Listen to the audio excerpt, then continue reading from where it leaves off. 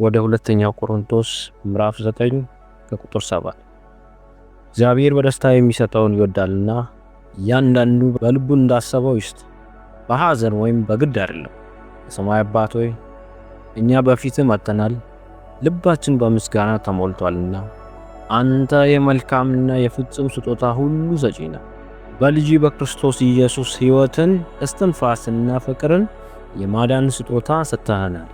ዛሬ ጌታ ሆይ እኛና በዙሪያችን ያሉትን የመስጠት ስጦታን እንድታስተምርልን እንጸልያለን። ከፍርሃት ወይም ከግዴታ ሳይሆን ከፍቅር መስጠትን አስተምረን። ቃልህ ደግሞ በሁለተኛ ቆሮንቶስ ምዕራፍ 9 ከቁጥር 7 ላይ እንዳለው እግዚአብሔር በደስታ የሚሰጠውን ይወዳልና በሐዘን ወይም በግዴታ አይደለም ብላ። አባት ሆይ ደስ የሚል ሰጪ አድርገን፣ ልባችን በልግስና ደስታን ያግኝ። እያንዳንዱ የደግነት ተግባር፣ እያንዳንዱ የጊዜ ስጦታ፣ እያንዳንዱ የፍቅር ስጦታ ለስምህ ክብር ያምጣልን። ጌታ ሆይ መስጠት ለከበዳችሁ ሰዎች እንጸልያለን። ጌታ ሆይ እጦትን የተሸከሙት ወይም በእጥረት የተከበቡ እምነታቸውን እንድታድስላቸው እንለምናለን።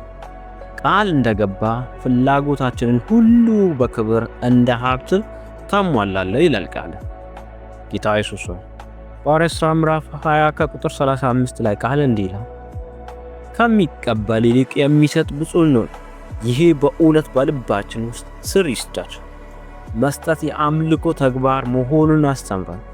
በደስታ ስንሰጥ እንድናይ እርዳን። ብርሃንን እንካፈላለን፣ ፍቅርህንም እናስፋፋለን። ምግባቸውን፣ ጊዜያቸው፣ ጸሎታቸውን፣ ፈገግታቸውን የሚያካፍሉትን አንተ ባርካቸው። ደስታቸው ይፍሰስ፣ የተቀበሉትም ልባቸውን ለምስጋና ይነሳ። እነሱም አንድ ቀን ከጭንቀታቸው ሳይሆን ከደስታ የተነሳ እንዲሰጡ አንተ እርዳቸው። ቃል በሌላ ስፍራ በሉቃስ ምዕራፍ 6 ቁጥር 8 ላይ እንዲህ ይላል፣ ስጡ ይሰጥሟችኋል፣ በምትሰፍሩት መስፈሪያ ተመልሶ ይሰፈርላችኋልና።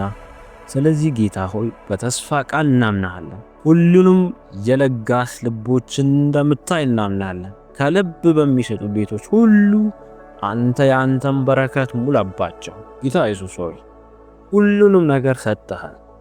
ጊዜ፣ ርህራሄ፣ የአንተን ሕይወት እንኳን በማገልገል በማካፈልና በነፃነት በመውደድ የሚገኘውን ደስታ በእኛ ላይ ሙላለን። መንፈስ ቅዱስ ሆይ ልባችን በተትረፈረፈው ልግስና ሁሉ ሙላለን። በሄድንበት ሁሉ ሰዎችን በእኛ ውስጥ የሚያበራውን የመስጠትን ደስታ እንዲያዩ እርዳን።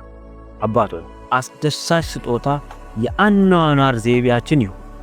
በተትረፈረፈው ጊዜያችን ብቻ ሳይሆን በችግራችንም ጊዜ ጭምር መስጠት እንድንችል፣ ማካፈል እንድንችል አንተ እርዳን። ጌታ ሆይ ደስታ የምንጠብቀው እንዳልሆነ እናውቃለን፣ በፍቅር ከምንካፈለው እንጂ። ለእኛ ስላደረክልን ማለቂያ የሌለውን ልግስናህን እናመሰግናለን። ስለ ልጅህ ስለ ማዳንህ ስለማይደርቅ ጸጋ እናመሰግናለን። ይህን ጸሎት ስንጨርስ ልባችን በምስጋና ይሞላ፣ እጃችን ሌሎችን ለመባረክ ዝግጁ ይሁን። በኢየሱስ ክርስቶስ ኃይል ስም እንጸልያለን። አሜን።